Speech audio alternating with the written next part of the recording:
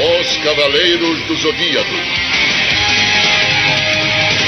Faça elevar o cosmo no teu coração. Eu sou Hermes Baroli, estou com 29 anos até julho de 2006, quando eu faço 30. E em Cavaleiros do Zodíaco eu faço Seiya de Pégaso. Elcio Sodré, 46 anos, Shiryu de Dragão. Meu nome é Francisco Antônio de Souza Bretas, tenho 45 anos e dublo Yoga. Ulisses Bezerra, 35 anos e eu dublo o Shun de Andrômeda. Meu nome é Leonardo Camilo de Sá Freire e Silva, meu nome é artístico Leonardo Camilo, eu tenho 47 anos e o meu personagem é o Ikki de Fênix. Meu nome é Letícia Rodrigues Quinto, conhecida como Letícia Quinto, eu tenho 32 anos e eu dublo a deusa Atena Saori. Eu me chamo Gilberto Baroli, estou com 64 anos e nos Cavaleiros do Zodíaco eu dublo Mestre Ares e, portanto, Saga e, portanto, Canon.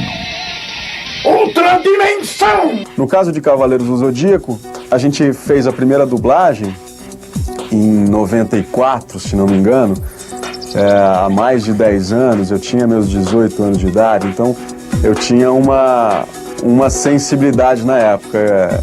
E a minha idade já era mais próxima da idade do Seiya, então era mais simples nesse caso. É um herói, no caso de... Então a voz tem uma certa firmeza, não tem insegurança, ele é o líder dessa galera toda. Então eu acho que eu fui buscar a criação do Seiya mais nesse caminho, mais nessa coisa de liderança, essa coisa de trocar com amigos ao mesmo tempo que ele tem a palavra final, né? Eu acho que esse foi onde eu me apeguei mais. Nessa nova dublagem, já mais maduro, já conhecendo a série, os 114 episódios que eu já tinha feito, já tinha assistido e tal, eu consegui pegar detalhes desse cara, detalhes da personalidade do Seiya com mais afinco, eu acho. Acho que o trabalho dessa nova dublagem corrigiu alguns problemas da dublagem anterior. Ironicamente, eu gostava muito de apanhar, assim, essas coisas de reação que você... A reação parece ser mais simples de fazer, mas não é tão simples assim, não é só e ficar, não. E tem formas de apanhar, porque depois que apanha, ele volta, ele retoma das cinzas. Ele não é o Ikki que volta das cinzas, a Fênix que volta das cinzas, mas ele morreu algumas vezes durante a série e teve forças para elevar o seu cosmo e conseguir retomar a força dele. E ele buscava a força dele justamente nos amigos. Ele lembrava do Shiryu, lembrava da Saori, lembrava que tinha um objetivo pelo que lutar. Isso fazia com que ele retomasse a sua força e encarasse de novo a batalha. Assim, o Shun, a gente, logo que veio a série, a gente não conhecia muito bem. E aí, com o passar do tempo, a gente foi conhecendo o personagem, que é um cara altamente sentimental, que é contra qualquer tipo de guerra, de briga.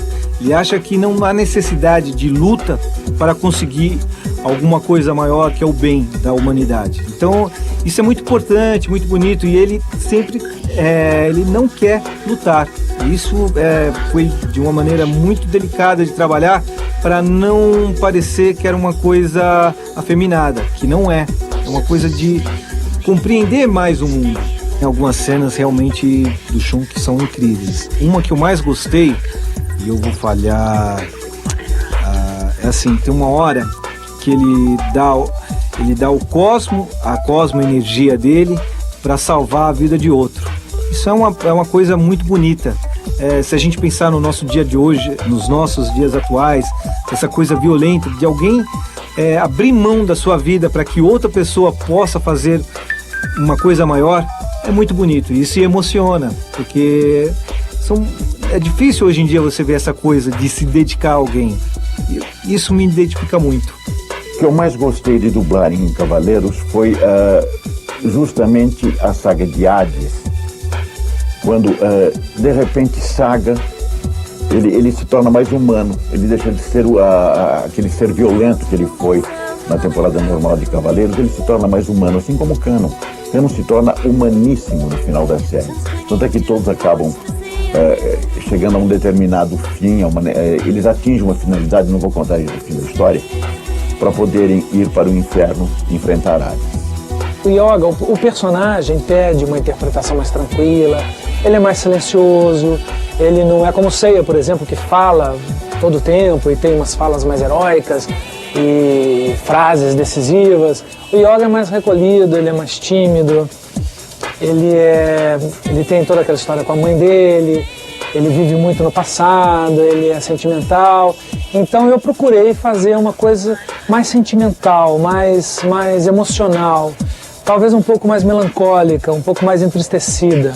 Tem um episódio específico que o Yoga enfrenta seu mestre, Cano de Aquários, e para ele era muito difícil ter que enfrentar e lutar contra o próprio mestre, e o mestre tinha disposição de destruí-lo. E esse enfrentamento foi muito doloroso e para fazer também foi muito emocionante e eu me emocionei bastante. E agora, dublando esse último episódio da saga de Hades também, foi bastante emocionante e triste também. Eu precisei, na época, um pouquinho mais jovem, dar uma encorpada na voz, ou seja, eu era um herói, não é? E um cara grande, um sujeito com uma personalidade muito forte. Então isso tudo dá a característica que você acaba adaptando para a tua voz. Então eu coloquei uma voz mais colocada, vamos dizer assim, um pouco mais pro grave, até porque tem os poderes, e me inspirei num desenho animado que era o He-Man, que eu sou contemporâneo. Na época comecei com o Garcia Júnior, que ele era um garotinho pequeno, e depois ele cresceu e foi fazer o He-Man. Ele mora no Rio de Janeiro hoje e tal. E o He-Man, aquela voz bacana, toda redonda e tal, isso foi um pouco a minha inspiração para fazer o Ikki de Fênix. Inicialmente eu comecei fazendo o Ikki de Fênix como um vilão, porque de fato ele era do mal no começo. Era um dos cavaleiros que não se enquadrava, não estava ali trabalhando junto com os outros. Quer dizer, os outros eram do bem, trabalhavam pelo bem, e o Ikki tinha uma tendência para ser do mal mesmo. De repente, inclusive, ele maltratava muito o irmão, o Shun, e num determinado período da série ele começa então a ter mais sensibilidade, a ser um cara mais emotivo e passa a trabalhar pelo bem juntamente com os outros cavaleiros. Então eu acho que essa mudança do comportamento dele, até porque eu tinha como histórico de ser um vilão, e passa a ser então um herói, e pelo que eu tenho conhecimento, um dos heróis muito queridos aí pelos fãs, e eu agradeço por isso. A Saori, ela é uma personagem muito doce. Então eu acho que a escolha, talvez, para que eu tenha feito ela, tem um pouco a ver com a minha voz já ser doce. Então eu acho que uma coisa encaixou com a outra, né? Ela é uma deusa, ela é tranquila, ela é serena. Então foi muito tranquilo trabalhar e tornar a Saori o que ela foi, porque na verdade ela já vem construída pra gente, né? É só a gente seguir mais ou menos, como eu fiz, seguir a linha do que já veio preparado pra mim, juntamente com a direção. A Saori, ela é uma personagem que eu posso dizer que ela passou muito tempo durante a série em situações meio comprometedoras, né? Quase pra morrer. Então, assim, eu fiquei congelada, eu fiquei com uma espada, ou com uma flecha. Mas é interessante a forma que ela conduz os cavaleiros, né? Com aquela coisa serena, ela é tranquila, mas ao mesmo tempo ela é forte, ela é determinada. Quando ela dá uma ordem, eles vão e eles querem fazer de tudo para proteger a Athena, para proteger tudo o que eles acreditam, né? E acho que isso é a parte mais legal. O Shiryu foi um presente, né? Não era para eu ser o Shiryu. A sorte decidiu que eu fosse. Eu dirigia a série, ajudava o Baroli a dirigir a série há mais de 10 anos, aí, quando ela foi dublada pela primeira vez. E o ator, meu colega Sérgio, que fazia o Shiryu, teve um problema de saúde depois de gravar não sei quantos episódios lá, 6, 7, 8 episódios. E não dava para esperar, tinha que mudar a voz do Shiryu. E como eu já estava ali, vai você, e eu comecei a fazer. E foi, como eu disse, um belo de um presente. Na segunda vez que foi redublada a série, né? Aí eu já fiz direitinho desde o primeiro episódio. Se eu tivesse que escolher um cavaleiro, certamente seria o Shiryu. Eu me identifico em muitas coisas com ele. E além do que, ele é o mais bonito, é o mais forte, então é claro que eu ia escolher o Shiryu, né? O Shiryu, na minha opinião, é o líder ali dos 5, na verdade. É ele que é o fiel da balança. Está surpreso, Doku? Isso é graças ao poder do Imperador Hades, o senhor do mundo dos mortos. Em troca da lealdade que jurei ao Imperador Hades, ele me concedeu uma nova vida. E melhor do que isso, junto com um corpo de jovem de 18 anos de idade, quando se está no auge da força, juventude e beleza. Beleza. Em compensação, você, meu caro Doku, tá caído, hein? Uma coisa importante que é preciso saber é que não existe a profissão de dublador, existe o ator. O ator que atua em dublagem, em novela, em cinema, em teatro. Então, para atuar em dublagem, você precisa primeiro se tornar um ator. Uma vez ator, e você só se forma ator estudando teatro. Teatro que é a base disso tudo, né? Mesmo que você queira fazer cinema, TV, você vai começar o estudo no teatro, que é a arte do ator, que tem mais de 3.000 anos de existência. Então, uma vez ator, aí é um bom curso de dublagem e ver se esse é o teu caminho. Quer dizer, você tem que ter uma boa articulação, uma boa dicção. Além de ser um bom ator, você tem que trabalhar todo o seu aparelho fonético. Ele tem que estar muito bem preparado para esse mercado. Uma boa leitura, uma leitura fluente é fundamental. Então, um bom curso de dublagem vai te aperfeiçoar nesse mercado, e a prática disso vai ser fundamental também. E o curso de dublagem pode te ajudar muito nisso. Bom, eu trabalho com a voz, a minha obrigação é cuidar da voz, né? Não que eu cuide como deveria, mas a obrigação é cuidar da voz. Você tem que ter uma preparação, fazer exercício vocal, você tem que fazer exercício de dicção, para na hora que você falar você não se embolar, não demorar mais tempo para fazer. Ainda que tenha esse processo de faz e volta, erra e volta, né? Porque tem sincronismo, então tem a boca que você tem que encaixar, e às vezes é bem complicado. Os Cavaleiros do Zodíaco, por exemplo, a primeira versão que nós fizemos há 10 anos atrás era do redublado, né? Em cima do original japonês era redublado em espanhol. E o espanhol ele tem uma interpretação mais dramática, talvez, mais intensa, mais incisiva, né? É vámonos, tem uma coisa mais heróica, fica um pouco, para nós, para nossa linguagem, para nossa cultura brasileira, fica um pouco canastrão se a gente for fazer como eles faziam. E você fica com aquele som guia todo o tempo falando daquele jeito no seu ouvido. Você tem que anular aquilo e fazer do seu jeito, fazer da melhor forma que você possa. Agora a gente está fazendo com o original em japonês, que também não é fácil. Então, assim, numa terceira, quarta tentativa, a gente consegue acertar e sincronizar a boca do personagem sem esquecer a interpretação, a fúria, a força, a emoção e a interpretação, né? E a gente costuma dizer que quanto menos o trabalho da gente aparece, mais perfeito é.